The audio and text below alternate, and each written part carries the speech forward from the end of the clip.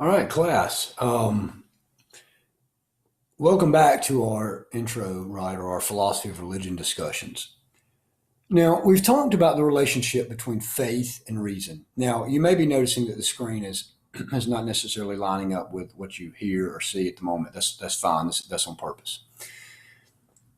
What I want you to do in this particular class is when we talk about the philosophy of religion, we've talked about the nature of faith and reason.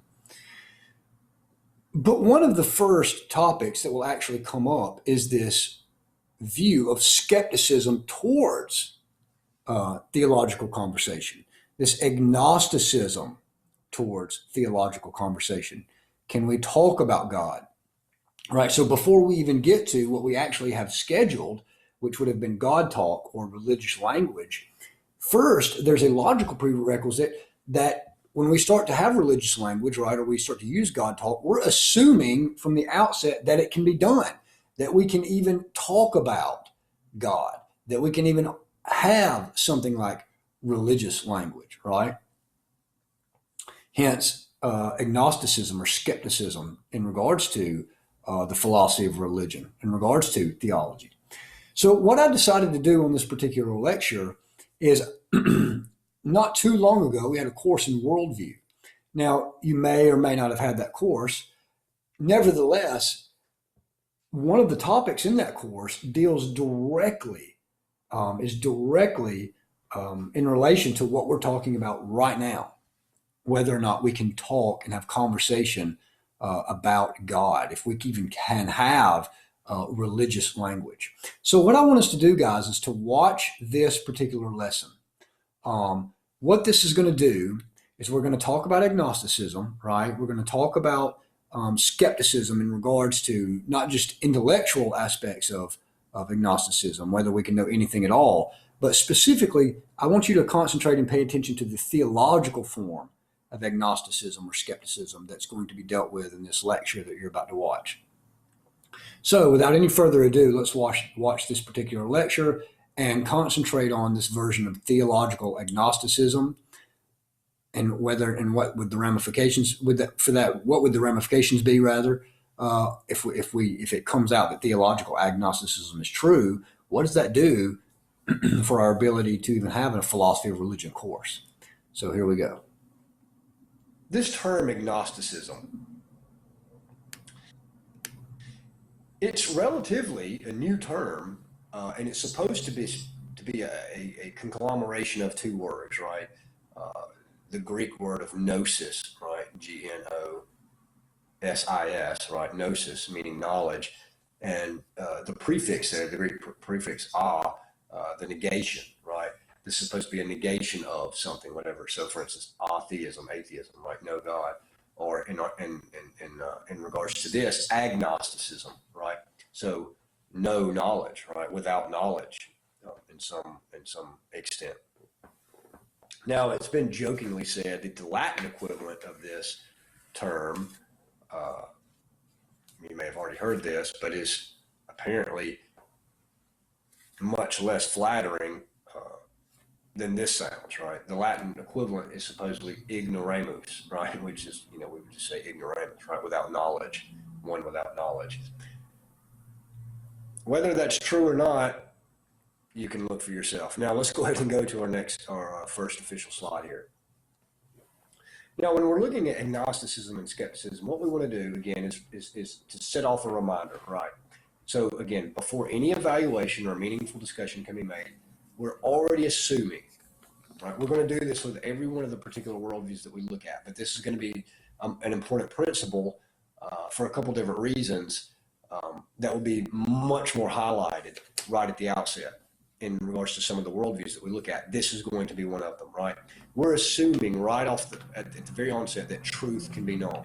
Well, why is this going to be a big deal, right? Well, because agnosticism, right? If you don't know, then the point is that it's going to be very difficult to know truth at all, right? Or at least know truth as it pertains to topic X, right? Or category X, right? Whatever that is that you're talking about. Now, what we want to do again is to look at your second point here is that we want to recall that our evaluation and our method is going to be at play as we discuss this worldview. Remember, we're going to try to drag or pull in each of these worldviews into the ring, right, and use our quote unquote moves on it, right? So if you're familiar with, say, something like jiu-jitsu, right? You watch MMA, you watch UFC or whatever, regardless of your opponent's fighting style, let's say that you're the grappler, right? You're the guy that's the jiu-jitsu practitioner, whatever it is, let's say whatever you practice, you want to try to drag them into your game, right? You want to make them fight your fight, right? So with this, we're going to try to pull each of these worldviews into the ring, right? And evaluate them by the methods that we have. Now, unlike these particular martial arts disciplines, these methods are available to all, meaning you can't get around these. You don't just pick these because well, you like the clothes that they wear, or you like the way they sound, or they fit nicely within your culture. No, we pick these particular methods.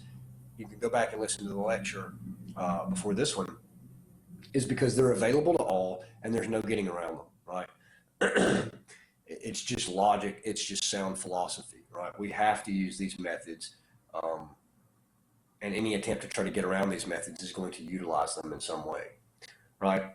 So if that whole analogy about the mixed martial arts thing, just drop that if it doesn't help you. If it does, take what you can from it. If it doesn't, just forget it, right? Just know for our purposes, right, and for your life experience, that we're going to be using the tools and the methodology that we discussed in the previous lecture as we look at this. Now, we want to distinguish a philosopher, a Christian thinker like Norman Geisler likes to say something like this. He likes to say that there are actually various versions of agnosticism. And so we're going to look at those here. He likes to say there's something like an intellectual version of agnosticism. And this is what we're going to look at when we talk about something like skepticism, right? This view that he would call like an intellectual type version of agnosticism. And that's just going to say that there's an impossibility of knowledge. Not really, as you see on the slide here, that there's just an impossibility of knowledge if you're talking about topic X, right, or some particular concept or whatever. But there's just no possibility of knowledge. Like, knowledge is just something that we cannot attain, right? And there's going to be another version of an intellectual version of this agnosticism, something like a possibility of knowledge, right? That you're just an agnostic, but that you're not claiming that knowledge can't be known. You just don't know, right? So again, this philosopher Geisler likes to say that he likes to call these the impossibility of knowledge. He likes to call that something like the hard version of agnosticism. And then the other, he would call the soft version of agnosticism, meaning there's a possibility of knowledge. So he would say something like the second is something like a soft agnostic. The first is something like what he would call a hard agnostic, right? Now, not only is there an intellectual version of agnosticism, in fact, probably what most of you are thinking when you hear the term agnostic is going to have more to do with what this second here, this theological version of agnosticism. Now, again, you're going to see how these are very much related because obviously, as you see on your slide here, there's an impossibility of God-type knowledge, right? Which again would be the hard agnostic as it pertains to knowledge about God, that there's just, you can't have any knowledge about God, right? They're an agnostic in the sense that it's impossible to gain knowledge or truth when you're discussing it, something like God, right? Or specifically God. And then you're going to have those that would say that there's a possibility of God knowledge, right? This is what, again, the thinker, the philosopher like Geisler would say is the soft agnostic here. Now, let's go ahead and look at the intellectual version of agnosticism, specifically this impossibility of knowledge type view, right? We might call this, again, for our purposes, just as the slide says, we might dub this radical skepticism. Now, if I'm teaching this particular course, or at least on this particular topic in a class, with students, with those that would interact, this is where I like to throw out 100,000 different jokes about, this is what we would call something like your completely roasted friend that's roasted his mind on, marijuana, or hippie lettuce, Mary Jane, whatever can't even go into the terms that we used to call this stuff. But this is the kind of stuff, these are the kind of claims that you hear that guy espousing, right? Like, hey man, like, we just can't, you're sitting around at 2:00 in the morning in the bottom of the fraternity house basement, the black light's going over here, you see half your buddies laying around on the floor, and then this guy looks over at you as he's poofing on his doobie, and he's talking about how nobody can know anything about anything, we're just so limited in our understanding of the cosmos. We're so limited in our understanding of the universe. As he's poofing on his doobie, we just can't know anything in regards to anything, man, right? That kind of stuff, right?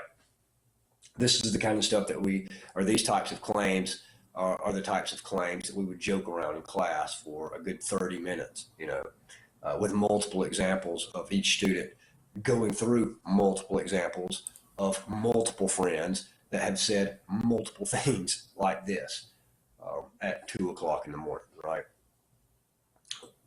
Now, some of you that are already exposed or have already been exposed to courses, say an introduction to philosophy course, maybe some other course I've taught, or something like an apologetics type class, you may have already been exposed to the problems, the philosophical and the logical problems that are going to be just almost embraced by this kind of view, right? You may already be thinking up and down. In fact, what I would like for you to, if possible, go ahead and pause this particular lecture, just right here. And in light of what we've talked about in your previous lecture about evaluation and methods, see if you can discover just some of the stuff that I've already tossed out, some of these silly little mantras that I've already tossed out that might exemplify this intellectual version of agnosticism, this hard version. See if you can think of a particular principle in our evaluation and within our method that this is already going to run straight into, right? That's already going to pose a serious difficulty for this hard version of an intellectual agnostic, right? This radical skeptic, right? So go ahead and pause and see if you can do that. All right, so now if you paused, if you didn't, whatever, we're just going to move on here. You've probably already saw or probably come to realize that this very hard version of the intellectual agnostic, of the radical skeptic, is going against one of the most fundamental principles of philosophy, and specifically logic, right? And that is the law of non-contradiction, right? Or sometimes called the principle of contradiction. When you hear the intellectual agnostic, the radical skeptic, essentially what they're claiming is that we can't know anything about reality, right? Now, again, because of your earlier lecture, you know that that's just a textbook example of what is called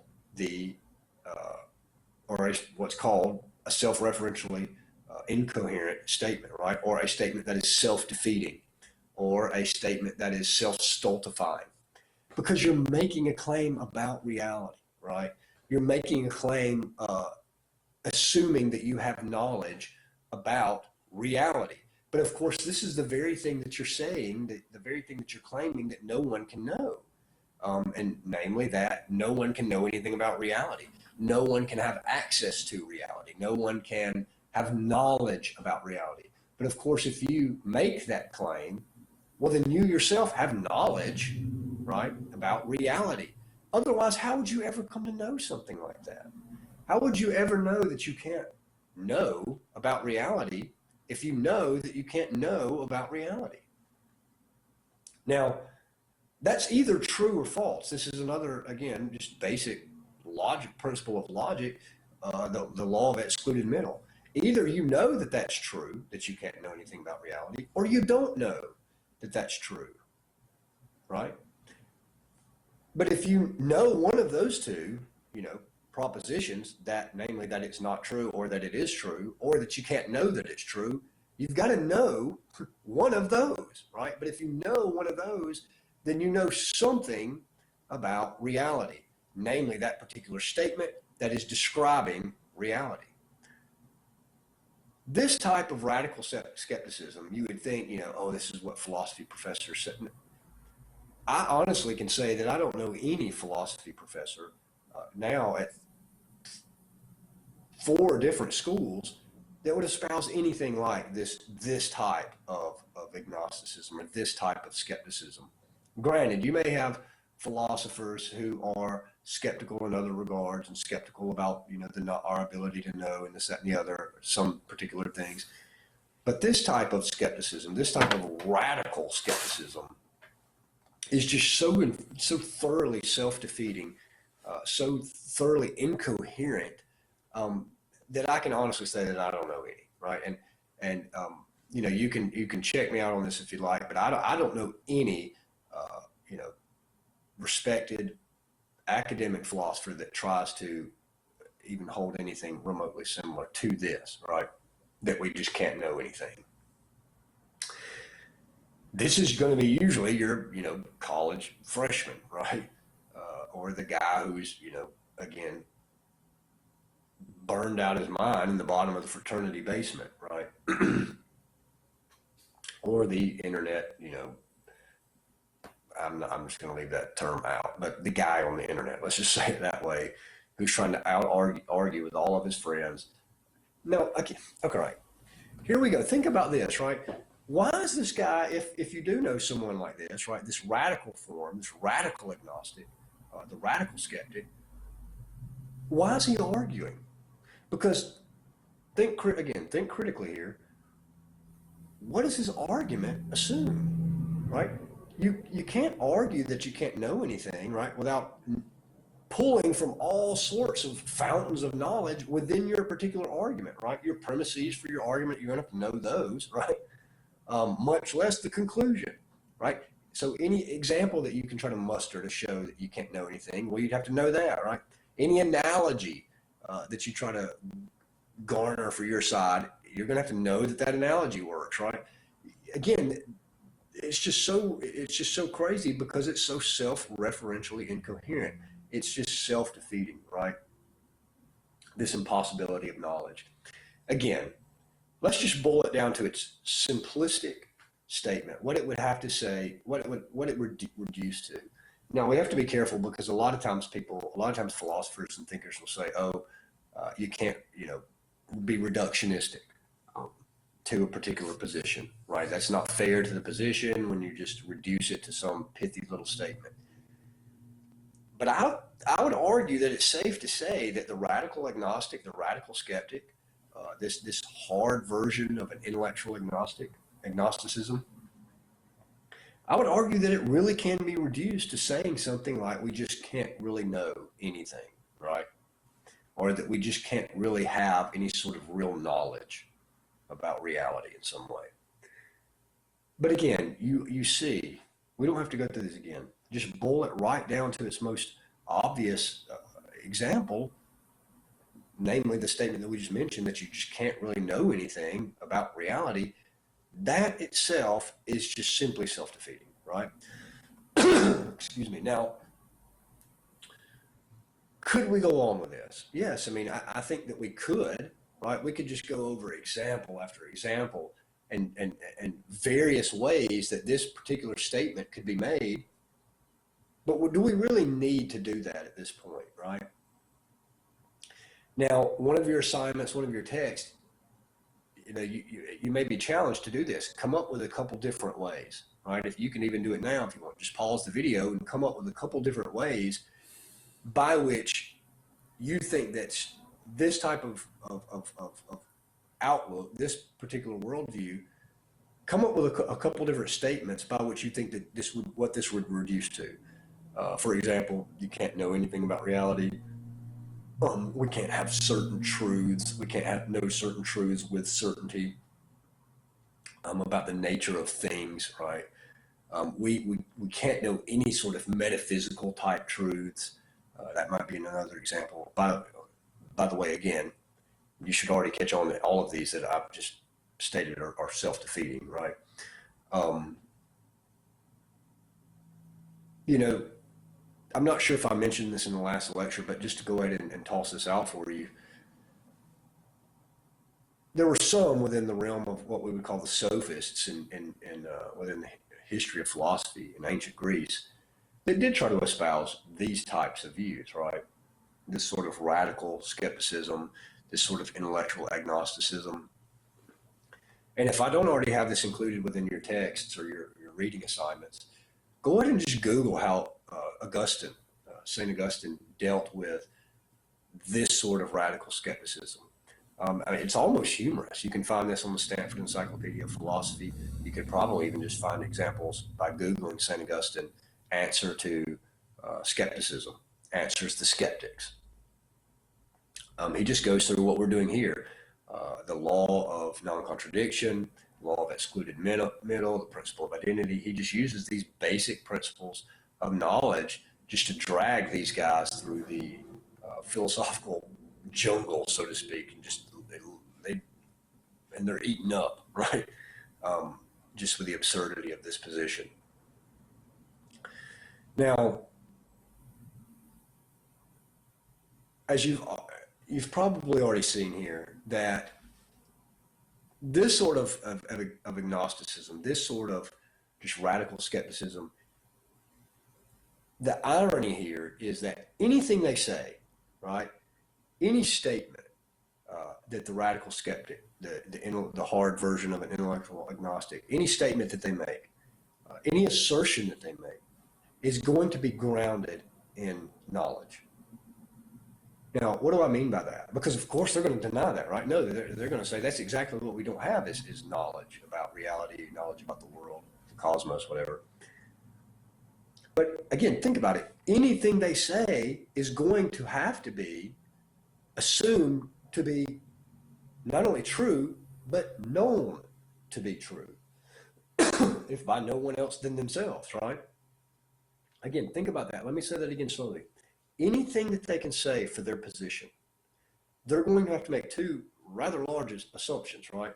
Anything that they can say in regard to their position, they're going to have to believe to be true, and they're going to have to believe that it's known by them to be true, right?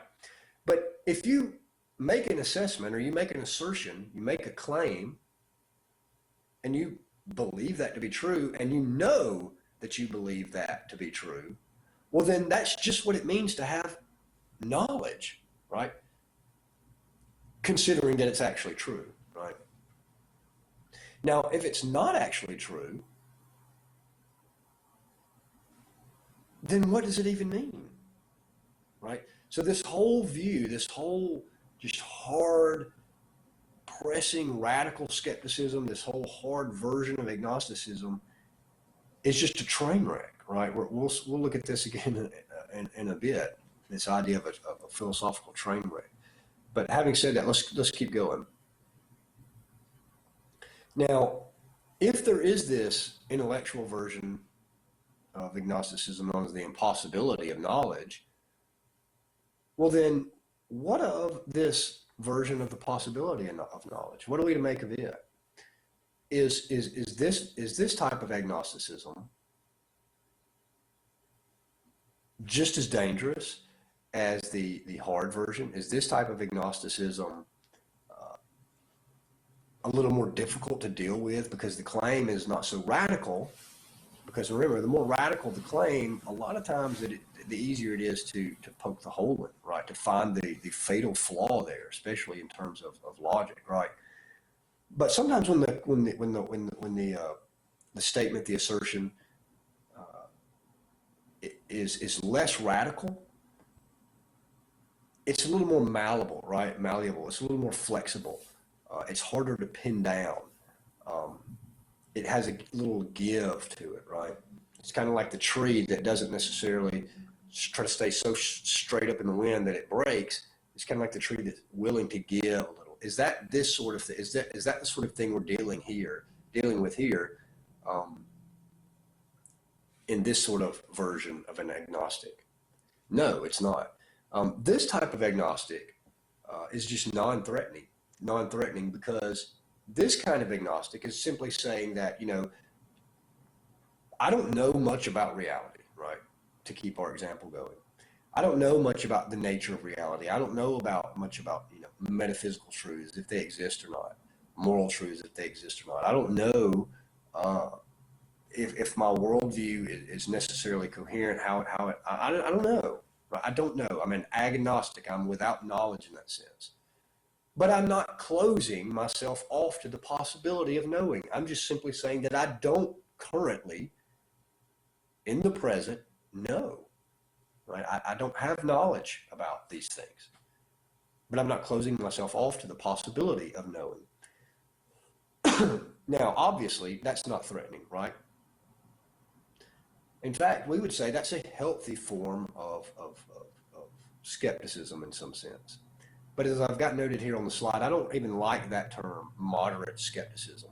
And the reason I say that is because there are a few philosophical textbooks that will say something like, oh, well, this type of agnosticism we can just call moderate skepticism, right? It's just a willingness to be open to ideas and arguments, different positions, evidences, and so on and so forth. But really, I don't even like this term moderate skepticism because are you really a skeptic at that point? Well, I would say no. And so there are other texts, there are other scholars and teachers that would just simply call this is just a nice example of critical thinking, right? And I think that that's the way we ought to go in that. So when someone is presented with different ideas, different ideologies or worldviews, or they don't know something, say that you're an agnostic in regard to topic X, you're not going to just say that there's no knowledge available in regards to that, but you're also not going to just swallow the first thing that comes down the pike in regards to that topic either. So what are you doing then? You're just thinking critically, right? You're exercising critical thinking in regard to that particular topic. So when we meet the agnostic, the soft agnostic, the agnostic that would say there's a possibility, right, that I could know something, well, then let's try to help that particular person say, okay, great, that's a good position to be in. But even still, we want to help them to think critically about that particular topic, right? How might we do that? Well, we may say that there's different views on this issue, and here's the view that we hold. We think these are the best art. We think that this particular view has the best arguments that support this particular view, right? We want to think critically about that. So the intellectual agnostic, the radical skeptic, the hard version, completely self-defeating, right? The soft version, the agnostic as it pertains to position X, hey, I can know, maybe I can know. That's a good state, right? They're just open to that. Now, there's really not much difference. While we keep going on here, there's really not much difference between these versions of agnosticism. You've probably already figured out the difference, and it really only has to do with the topic at hand, and that would be obviously God here, right? So everything that we said that the intellectual agnostic would claim just about the nature of reality, the ability to know, the ability to attain knowledge, they would simply say that in regard to God, right? So they would just simply say that there is no possible way that we can know the nature of God, right? There's just no way that we can know anything about God, right? Now, here again, we also have the version, right? This theological version of an agnostic that would say, I just don't know the truth about God, right? Maybe we can know the truths about, maybe we can know truths about God. Maybe we can. I don't know. Does a God exist? Maybe, maybe not. I don't know. Maybe it does, maybe it doesn't. I'm open to hear something here, right? All right, so a lot of the same difficulties and a lot of the same pluses are going to be applicable in regards to these two positions as well. Let's go ahead and look at some of those. Now, this theological version of agnosticism, this impossibility of knowledge about God, it's usually argued that in some sense it's going to be because of our limitations, right? Well, if God is by nature infinite and other than and transcendent, and we by nature are not transcendent, we by nature are not infinite, i.e. finite, if we by nature are limited, right, well, then there's just no way that we could have any sort of comprehension in the slightest as it pertains to God, right? If there is a God, then there's just no way that we could know anything about this God. In fact, anything that you say about God is just simply going to be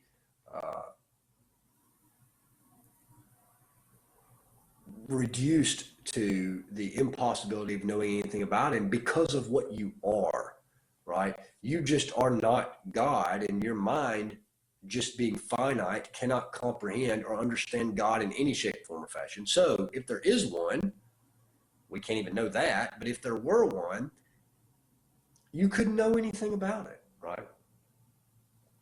Some sort of argument like that, right? Like, I want you to make sure that you're really looking at the text here, looking at the reading here.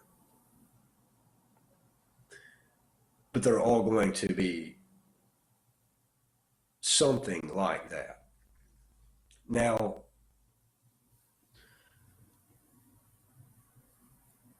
this, whether you know it or not, is not necessarily a view that is unheard of. There have been some philosophical thinkers that have tried to put forth this view, right? Some would even call kind of a subtopic here the topic of God talk. They would say that the topic of God talk is just meaningless, right? There's just nothing that can be said about metaphysical truths about God. A.J. Ayer was one of these at some point in time.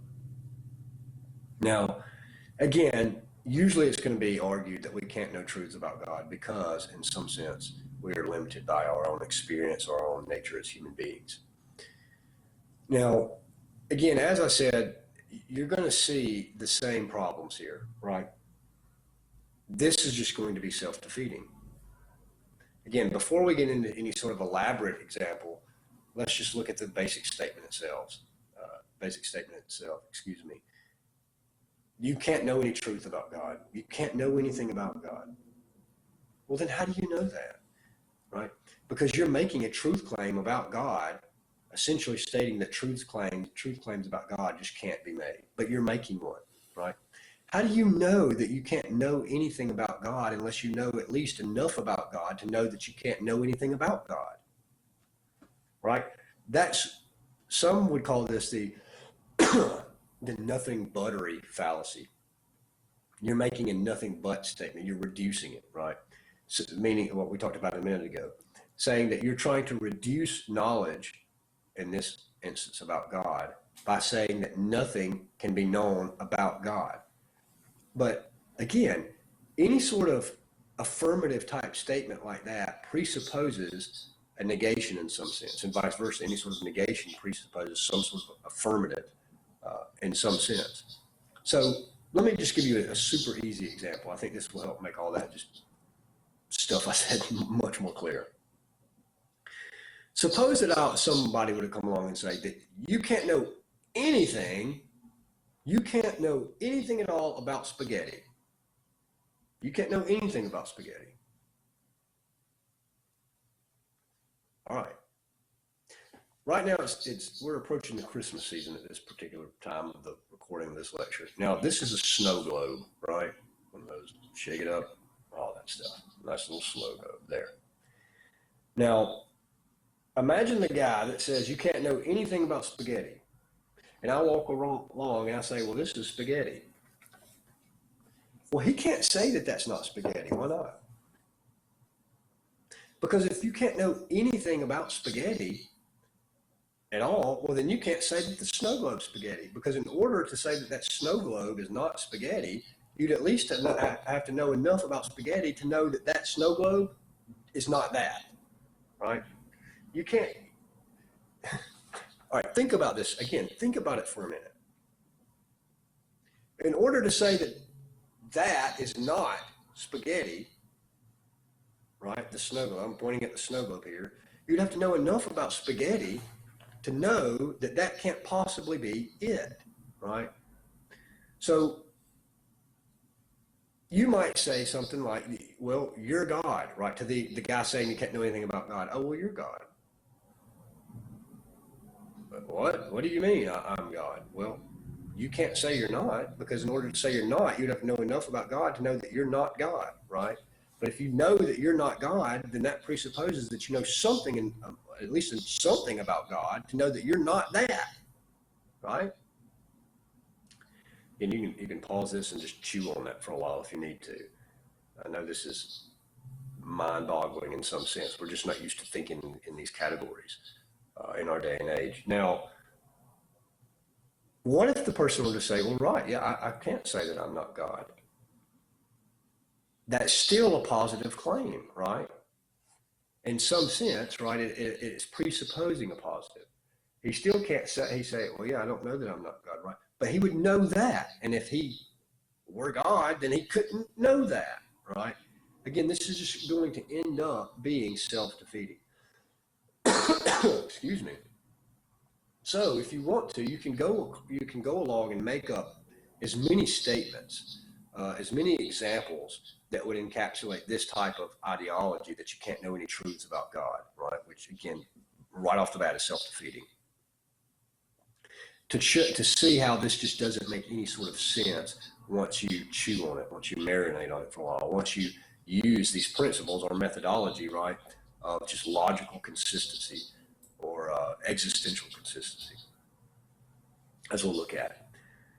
Now, let's go ahead and pause for a second. Let's go back, let's flip back to, before we go into the next version of theological agnosticism, let's go ahead and look at this again real quickly, this intellectual version of agnosticism.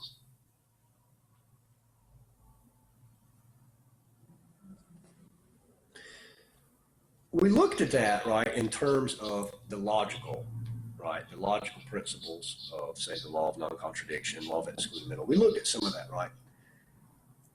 But let's look at this existentially, because remember, when we were talking about our evaluation method, we're not just going to look at this logically, but we're also going to look at this existentially, meaning the existential viability. That is, can you live this out? What are the logical implications of something like this, right?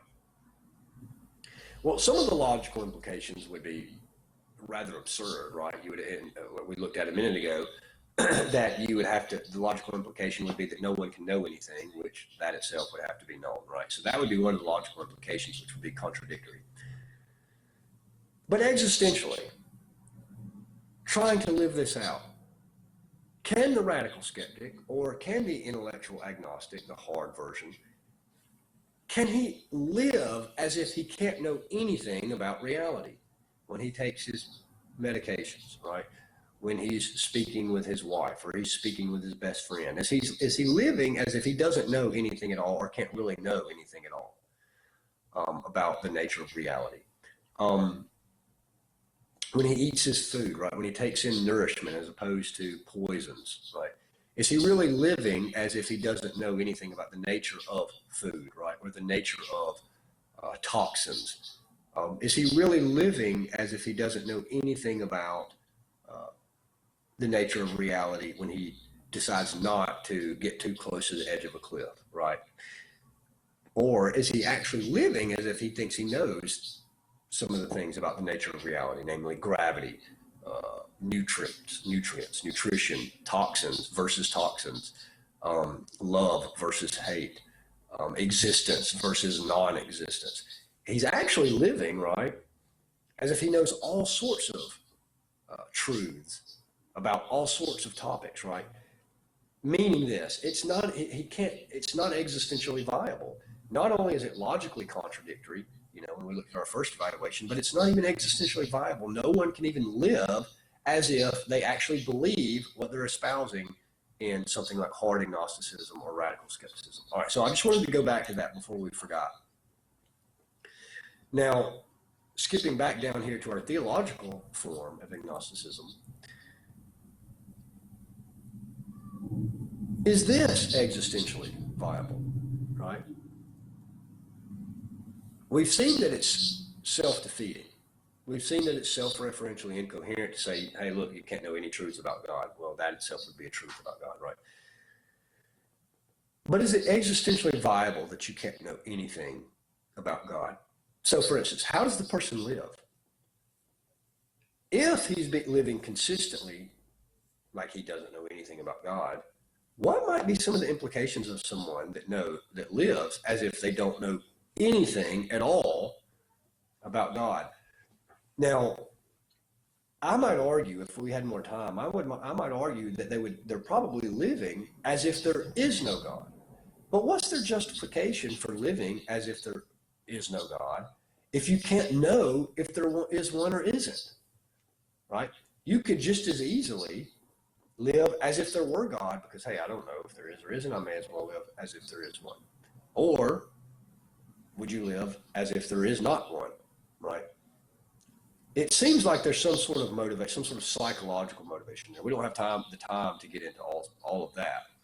That can be a side topic that you peruse in your assignments if you like. But anyway, just to throw something out there. Now, just as the same was said about this version, the intellectual versions of agnosticism, that you're having to essentially, the irony there, the paradox is that you're living as if you have all sorts of knowledge and all sorts of topics.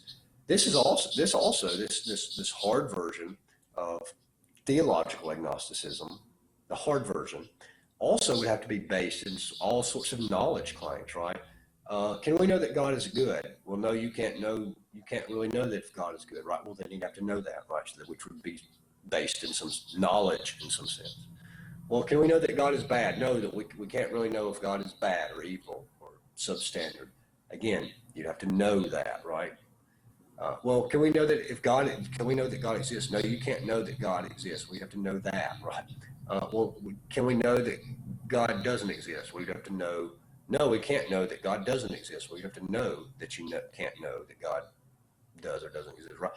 You see what I'm saying here? Ironically, again, based within knowledge, this sort of skeptic must know multiple truths about God that at least he himself believes to be and knows himself to believe to be true, or at least thinks to be true. He's living as if, right, that he has all of this knowledge about that which he says you can't have any knowledge about. I want you, again, if you have to, pause. If you just want to step away from the lecture for a couple of hours, go for a walk, go for a bike ride, drive around in the car, whatever. Just think about some of this stuff. I think some of the fog starts to lift. Listen to it 2 or 3 different times. Some of the fog starts to clear away here. Needless to say that it's self-defeating and it's based a view that's supposed to be absent of knowledge in regards to this particular topic, God here. It's going to have to be based in all sorts of knowledge type claims. Now, before we go to this slide, let's look at our soft version, right? Because we've got the possibility, right? We've got the impossibility of knowledge. But let's check back with our slide here, right? We've also got this possible version, right? And this is, again, like the intellectual soft agnostic, right? As Geisler would like to call it, a soft agnostic. This person says, I'm an agnostic. I just don't know if there's a God. I don't know if God loves me, as you Christians like to say. I don't know if God exists, as any of you theists like to say, and possibly deists. I just don't know. I don't know anything about God. But I'm not saying that you can't know. I'm just saying that I don't know. What are your arguments? What are your reasons? Do you even have any arguments? Do you have any reasons? I'm just saying that I don't know. Right now, this type of agnostic, again, non-threatening, right? This is not a threatening position. This is just something like intellectual and theological humility, right? Just being humble in regards to the situation. I think that this is an admirable type position. One, it allows you in the ball game, right? You can actually you can try to have the discussion now, right? As opposed to one just tries to lock out, disallow the discussion. This at least allows for the discussion to be had. It allows for both sides to go back and forth with their particular view. So this soft version of the theological agnostic is just not a threat, right? But again, let's reintroduce our concept of critical thinking, and even in this area, I would argue that it's an attribute to be open to this type of discussion, and I would argue that it's just as much an attribute to say that let's think critically about this discussion, say on God's existence and what can we know or what can we not know about God. Again, so no threat there. I think it's an admirable type position. In fact, that's probably what most people think of when they hear the term agnostic, is just that soft, humble type of individual as it pertains to God, as it pertains to the term agnostic. Now, just overall, let me move this over. This our screen here, see if I can situate it a little better. I'll move it back towards the top in just a second after I read that top slide. Now, regarding our logical evaluation, again, if you just go back through the second video when we talk about evaluation method, we talk about a lot of this stuff already. But regarding this strong version of intellectual agnosticism, it just seems to be a philosophical train wreck, right? It just seems as if it doesn't have any solid philosophical or logical or even existential principle to even stand on. It seems to be self-defeating. It seems to be self-referentially incoherent. It just seems to be existentially unviable, meaning, again, that you just can't even live out that type of view. You can't even live that way. It may be argued that the second topic, the theological agnostic, the hard version of the theological agnostic, that remains to be a philosophical train wreck as far as logical contradiction goes. But it may be arguable that that's not existentially viable, though that we'll leave that open for debate. But at least in regards to the first method, or looking at that, it's just logically incoherent. You can't rationally hold to that position. You can't hold that position and then still claim to be rational or reasonable. Just combine two words there: rational and reasonable. Rationable. Maybe we can invent a term there. But anyway, yeah, you can't be intellectually honest, having known that position completely and radically violates the law of non-contradiction. Again, we'll leave it open for discussion as to whether or not it's existentially viable, if you can live that way. But logically, philosophically, it comes across as a train wreck. Now, let me move this back out of the way. There we go.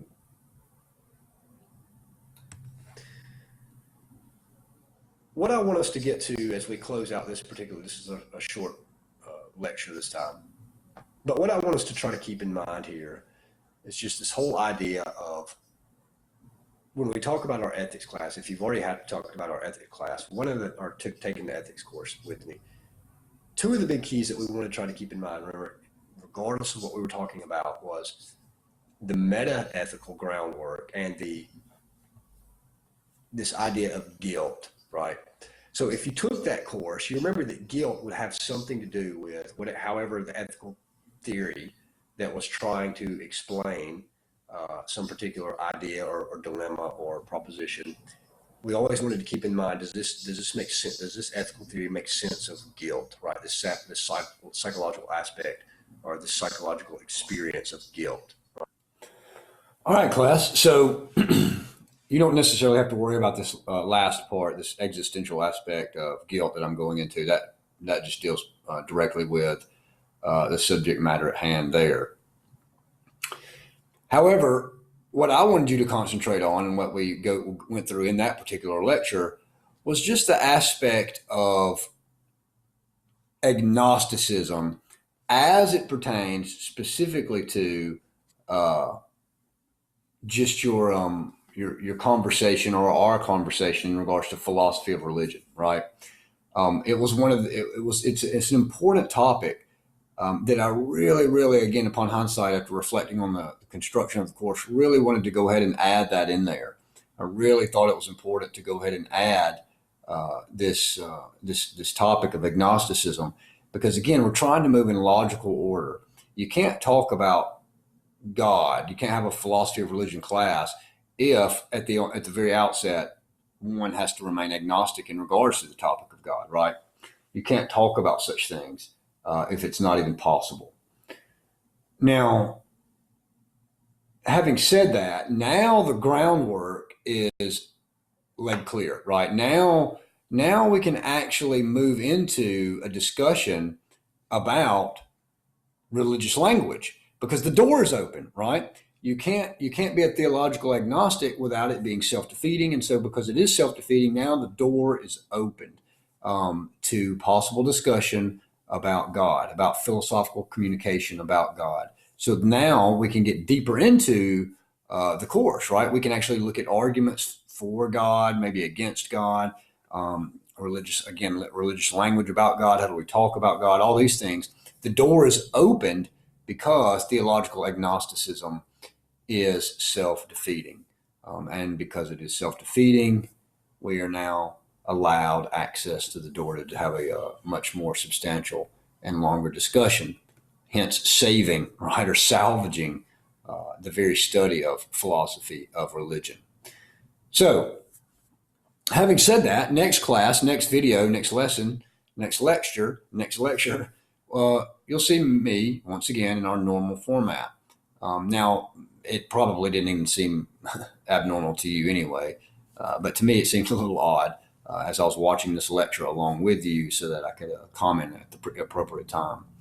Having said that, I'm ready to go ahead and launch into our conversation about religious language or God talk with our next lecture. And so, having said that, see you next time.